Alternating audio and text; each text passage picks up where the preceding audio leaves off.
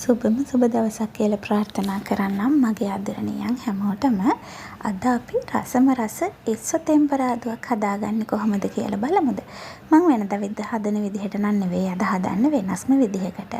ඉතින් මුලින්ම ඕන වෙනවා මේකට බීලෝණු ගෙඩියක් සහ ලොකු තක්කාලි ගෙඩියක්, මුරුංගා කොළ ටිකක්, ඉඟුරු සුදු ලුණු, ඒ වගේම කරපිංචා සහ රම්පේ ටිකක්.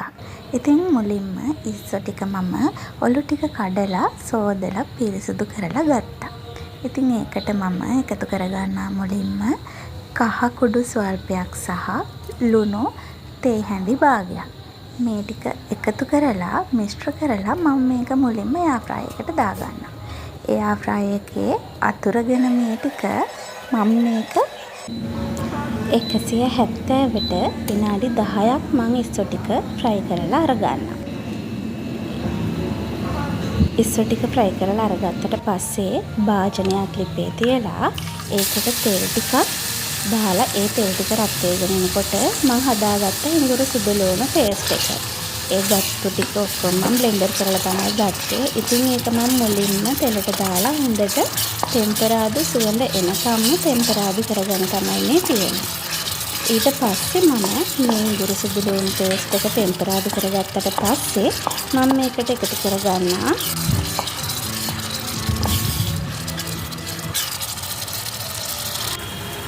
මිරිස් කුඩු තේ හැන්දක් එකතු කරගන්නවා. ඊට පස්සේ මම එකතු කරගෙන තියෙනවා කෑලි මිරිස් තේ හැන්දක්. කෑලි මිරිස් තේ හැන්දකුත් එකතු කරලා මේකටම මම එකතු කරගන්නවා ලුණු.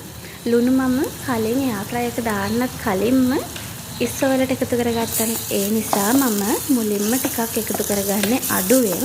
අපිට රස මදි නම් ලුණු රස මදි නම් පස්සේ අපිට එකතු කරගන්න පුළුවන්. ඊට පස්සේ මේ ටික හොඳට මම ටෙම්පරාදු කරගත්තා. මේ ටික ටෙම්පරාදු කරගෙන මම දාගන්නවා මේකට මස් කරි තේ හැඳි දෙකක්. මස් කරි තේ හැඳි දෙකක් එකතු කරලා මේ ටික හොඳට තෙලේ නැවතත් ටෙම්පරාදු කරගන්නවා. එතකොට පේනවනේ මේකේ රතු පාටක්. එහෙමත් නැත්නම් ගෝල්ඩන් බ්‍රවුන් කලර් එකක් වගේ ඇවිත් තියෙනවනේ. මෙන්න මේ කලර් එක ගන්න තමයි මම මේ ටික ඔක්කොම තෙලට එකතු කරගන්නේ. ඉස්සෝ ටෙම්පරාදුවක් නිසා ඒ කලර් එකට ආවහම රස වගේම ලස්සන පාටකුත් එනවනේ. අන්තිමේට තමයි මම මේකට එකතු කරගන්නේ කහ ස්වල්පයක්. තේ හැඳි කාලක් වගේ තමයි මම කහ එකතු කරගත්තේ. ඊට පස්සේ අපි කපාගත්තු තක්කාලි ගෙඩිය එකතු කරගන්නවා. තක්කාලි ටිකක් වැඩිපුර එකතු කරගත්තත් කමක් නැහැ. මේ වෙලාවේ තක්කාලි ටිකත් හොඳට කෑලි ටික පොඩි වෙනකම් මේ ටික ටෙම්පරාදු කරගන්න ඕනේ. ඒ ටිකත් එක්ක මම කපාගත්තු බීලුණු ගෙඩියත් එකතු කරගන්නවා. තක්කාලි ටික සහ බීලුණු ගෙඩිය එකතු කරගෙන මම මේකටම එකතු කරගන්නවා. ඊට පස්සේ කරපිංචා. කරපිංචාත් එකතු කරගෙන රම්පේ කෑලි දෙකකුත් එකතු කරගෙන මේ ටික මම හොඳට තෙලේ ටෙම්පරාදු කරගන්නවා.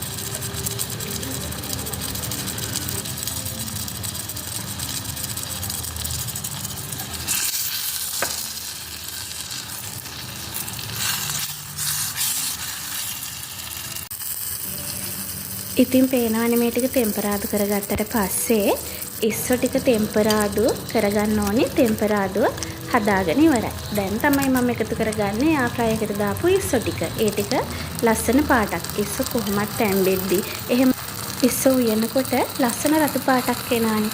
ඉතින් තෙලේ නිකම්ම ටෙම්පරාදු කරගත්තොත් මේ ඉස්සෝ ටික තැම්බිලා අඩු වෙන්නත් පුළුවන්. ඒ නිසා තමයි මම මේක ආ ෆ්‍රයි දාලා ගත්තේ. ඉතින් මේක හොඳට ටෙම්පරාදු කරගත්තට පස්සේ මිනිස්සු ටෙම්පරාදු හදලා ඉවරයි. ඒත් එක්ක මම මේක ඉස්සෝ කියන්නේ ටිකක් පෝෂණ කෑමක් නේ. ඒකට සැර කෑමක්. ඒක නිසා මම මේකට එකතු කරගන්නවා මුරුංගා කොළ. මුරුංගා කොළ ටිකක් එකතු කරගත්තට පස්සේ මේකේ සැර ගතිය ටිකක් අඩු වෙනවනේ. ඉතින් මෙන්න මේ විදිහට හදලා මම මේකට හැබැයි වතුර පොල් කිරි මුකුත් එකතු කරගත්තේ නැහැ ටෙම්පරාදුවක් නිසා. ඔයාලට පේනවා නම් ටොමැටෝ සෝස්, ඒ වගේම ඔයිස්ටර් සෝස්, සෝයා සෝස් එකතු කරගන්නත් පුළුවන්. වෙනස්ම රසක් එන්නේ. මම මේ කිසිම දෙයක් එකතු කරගත්තේ නැහැ. මේ විදිහටම තමයි මම හැදුවේ. මෙන්න මේ විදිහට මුරුංගා කොළ ටිකක් එකතු කරලා ආයෙත් මේ ටික ටෙම්පරාදු කරාට පස්සේ රස බලන්න තමයි තියෙන්නේ. එහෙනම් මාව සබ්ස්ක්‍රයිබ් කරලා නැත්නම් ආදරෙන් මං ඉල්ලනවා මගේ ආදරණීය හැමෝගෙම මාව සබ්ස්ක්‍රයිබ් කරන්න කියලා. ඒ වගේම මේ විදිහට හදලා රස නම් මේ වීඩියෝ එකට කැමති නම් අනිවාර්යයෙන්ම මට කමෙන්ට් එකක් දාන්නත් අමතක කරන්න එපා. එහෙනම් ආයෙත් අලුත් වීඩියෝ එකකින් හම්බෙනකන් ගිහින් එන්නම්.